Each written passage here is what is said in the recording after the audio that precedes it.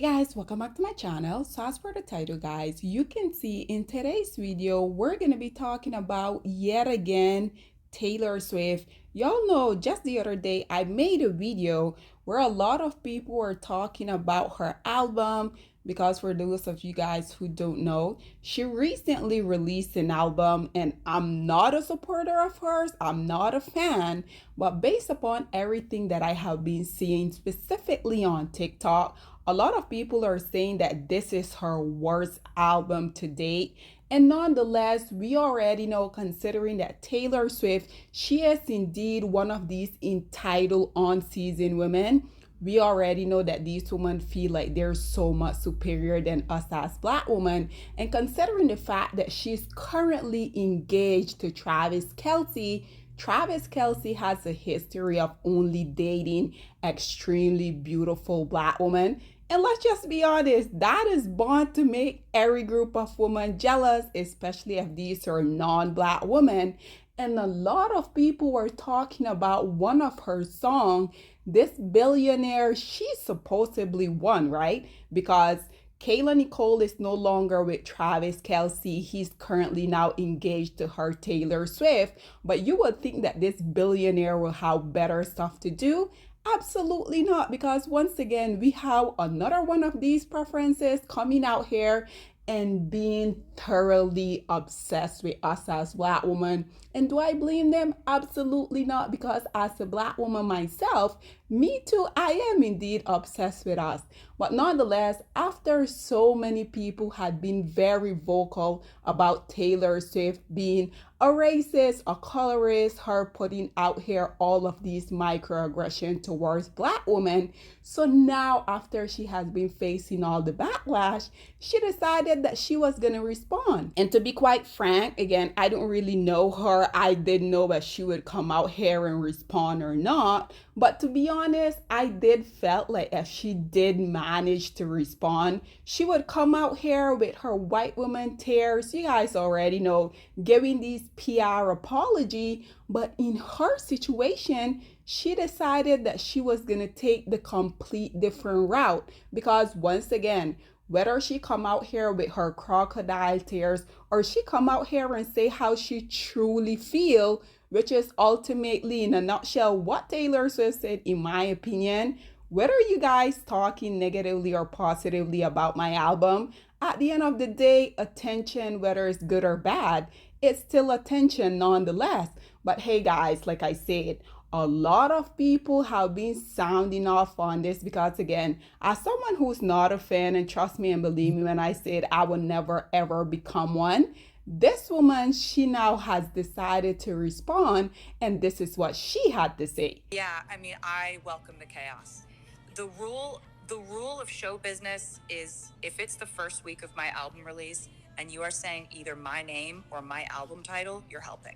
Nonetheless, guys, you just heard what Taylor Swift had to say. Again, in my opinion, coming out here saying she don't give an F what anyone has to say.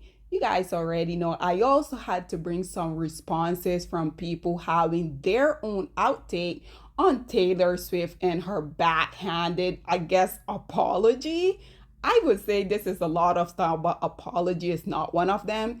Nonetheless, guys, check out what all of these different people had to say in response to Taylor Swift coming out here and addressing, I guess, the criticism, and then we will come back with more. The rule of show business is if it's the first week of my album release and you are saying either my name or my album title, you're helping. Who is she feeling like with that tired bang? She's been in the game for far too long to still be saying things adjacent to all publicity is good publicity. That is some new artist BS, and in my opinion, it doesn't even apply today. The parasocial relationships that people have formed with celebrities has made bad publicity a negative. DaBaby, Danny Lay, Keke Palmer, I'm coming back to her. Lil Nas X, and I know what you're thinking, she's only saying minorities. Well, Iggy Azalea, Sia, Robin Thicke, the list goes on. Yes, it's crazy to compare her to people that have actually done very controversial things in the past. That inevitably was going to get get lots of backlash. All Little Miss alleged Trump supporter did was put out a bad album that her own fans vocalized their disdain for. She's so mad the Swifties realized how basic she is. And coincidentally, she's not going to be touring with this album. If we know the album is bad, Taylor knows the album is bad. Now all she's doing is trying to save filler face. It's pathetic. She should apologize to her fans for getting them all riled up and forcing them to listen to a pile of human sh**. You're welcome, I love ya. Realistically, what do we think that the Taylor Swift war room looks like right now? So she just showed up on the Zane Lowe podcast and basically had to defend the album and had to explain that everything was satire. She was just joking, guys. The lyrics actually weren't bad. It was satire. She was just kidding. Oh, and by the way, if you didn't understand it, you're probably not happy in your life because art is a mirror and it mirrors your own experiences. So if you don't understand her happiness, you must be miserable. Okay, I'm gonna have a real conversation about Taylor Swift's latest album, Life of a Showgirl, and why I feel like her audience is struggling to connect with her. Taylor's debut project came out in 2006, okay? We are almost 20 years of her being in this game. Yet there hasn't been a key defining moment in her career that truly transformed her versus going from country to pop. I feel like when you were young coming up in this industry and you become a woman, there's a project that solidifies that, and a lot of women will get backlash for it. Beyonce did it with Self-Titled. I'll never forget, people were like, who is this? It was very sexual, it was very grown. Ariana Grande had Dangerous Woman. Britney Spears had Blackout. Christina Aguilera had Stripped. Miley Cyrus did Bangers. These are projects that were career defining for them because, who's to say that at that time it was very dangerous for them to do it, but it was necessary to be looked at as a grown woman. And I feel like because Taylor doesn't have a project of that magnitude, she struggles with that. And when it comes to Taylor and Life of the Showgirl, I could tell that's what she wanted to do, but she didn't want to alienate her fan base because, most of her fans are innocent young white girls, So if she had taken that hard left turn and gone sexual and just become a grown woman, who knows how it would have been perceived. But ultimately, I think that's going to be her downfall, and it is what it is.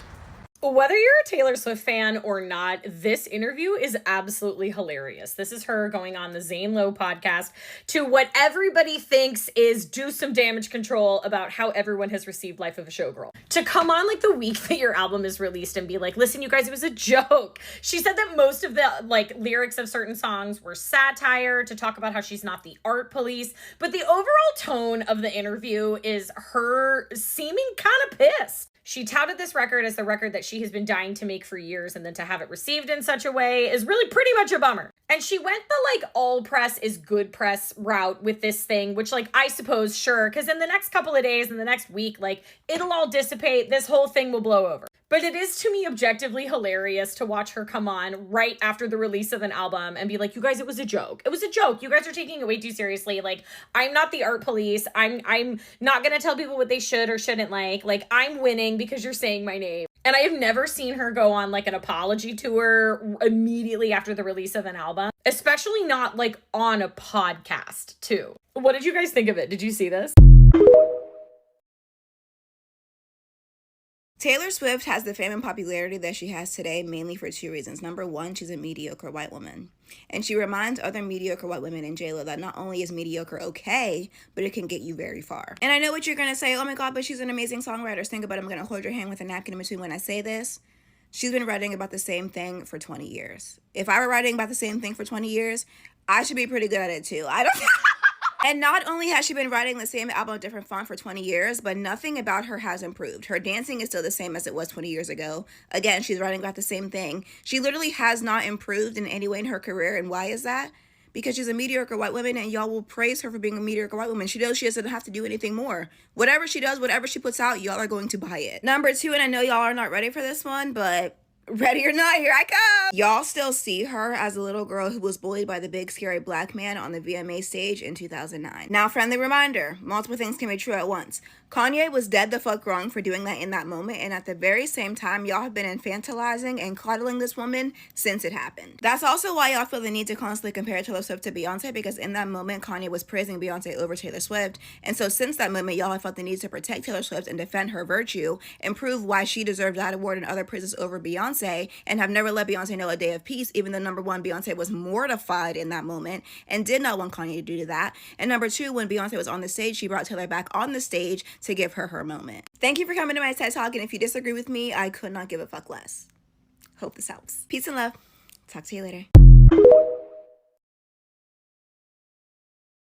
Yeah, I mean, I welcome the chaos. The rule of show business is if it's the first week of my album release and you are saying either my name or my album title, you're helping. And art, I have a lot of respect for people's subjective opinions on art. I'm not the art police. It's like everybody is allowed to feel exactly how they. The first rule of show business is if it's the first week of my album release and you're saying either my name or my album, you're helping. I win. That's right, dummy. I win. Art is subjective. Okay, so everyone's entitled to their bad opinion. And those opinions, they could all change over time. For example, someone once came up to me and said that they didn't like Fearless, but then a grain silo fell and hit them on the head, and now they're an Evermore girly. Maybe they didn't connect to Reputation, but then they accidentally dropped a slur in the group chat. And now we see eye to eye, huh? Yeah, you forget that I have an eye on my legacy here, just like Alexander Hamilton. All this was part of my plan. Cause baby, I'm a mastermind. Or however it goes. We need to go back to humbling artists. I mean it. You got your big ego ass the fuck on that fucking interview and said, because people are talking about your album and critiquing it, that means your album is doing something. No, it means that your album is trash and you should work on perfecting your craft. I fear I'm gonna have to say the quiet part out loud. A lot of Taylor Swift fans be kissing her ass and don't be telling her when her music sucks. And that's the problem.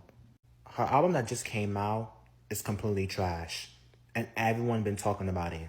Left to right. Like, nonstop. But the fact of the matter is, she can't even take that critique in and say, you know what? Maybe I do need to work on, evolving my music, evolving my sound. Which is why a lot of people were upset that she won Album of the Year over Beyonce. Because it's like, how can you say Taylor Swift album was better? What you're going through in life is going to affect whether you can relate to the music I'm putting out at any given moment. So right now, if you're not getting a good down by like a really well hung man, you probably won't relate to my new album. The rule of show business, since you guys aren't in show business and don't know what it is if it's the first week of my album release and you are either saying my name or my album title, you are helping. I actually didn't care if you hated it. I wanted you to hate it. You don't understand show business. That's what I wanted. And art, I have a lot of respect for people's subjective opinions on art. I'm not the art police. Like, everyone is allowed to feel exactly how they want to feel. And the goal for us as entertainers is to be like a mirror. And oftentimes, an album is a really, really wild way to look at yourself, right? Like, I'm gonna mansplain what an album is now. What you're going through in life is going to affect whether you can relate to the music I'm putting out at any given moment. So right now, if you're not getting a good down by like a really well hung man, you probably won't relate to my new album. And what I often love seeing my fans say is, like, they didn't used to be someone who related to Reputation and now they've been through some stuff in their life and it's their favorite album. Or, they used to be like a Fearless girly, and now they're obsessed with Evermore. So again, mansplaining it, it's going to depend on what you're going through in your life. If you're not engaged to a well-hung football player who he and I collectively have millions of dollars, you're not going to get it. And like, we're doing this thing for keeps, right? When I am making my music, I have my eye on my legacy. And my legacy right now is about getting it on in the bedroom. And that's what I'm going to sing about and write about. I know what I made, and I know I adore it. And I know I adore Travis's wood. And that's all that's on my mind. So besides that and, some high school drama stuff, that's my life. That and yachts and private jets. And I know that's on theme of what like the showgirl is. And all of this is part of that. So that's my new album. I'm not the art police. So, ladies and gentlemen, there you have it once again. I don't really know her, therefore, I really didn't know what to expect. But again, in my opinion, she had two options. She would come out here with her white woman tears, or she would do precisely what she did, because at the end of the day, this woman is very much aware of the privilege that she has within this society. A lot of people in the first video, a lot of people were saying the only reason why she dedicated an entire song to Kayla Nicole is because she feels insecure and she's jealous of her, regardless of Kayla Nicole not being the one to get engaged to Travis Kelce. Again, you would think that according to society, Taylor Swift has won because she got the ring, right? But obviously not, because I think it is so interesting that you're about to be married to this man, but you, for whatever reason, you're sitting down with him talking about the ex, that I think that even Stevie Wonder can see that he's still not over her. But again, Taylor Swift, I don't blame you, because as a black woman myself, me too, I would be obsessed with us if we were us as black women and you were, just the unseasoned Taylor Swift. But nonetheless, guys, this is all that I have to say on this whole predicament. I would love to hear what you guys have to say about Taylor Swift coming out here, basically giving everyone the middle finger.